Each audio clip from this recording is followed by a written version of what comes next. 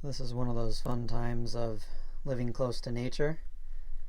Coming over here to the corner, and if you listen carefully,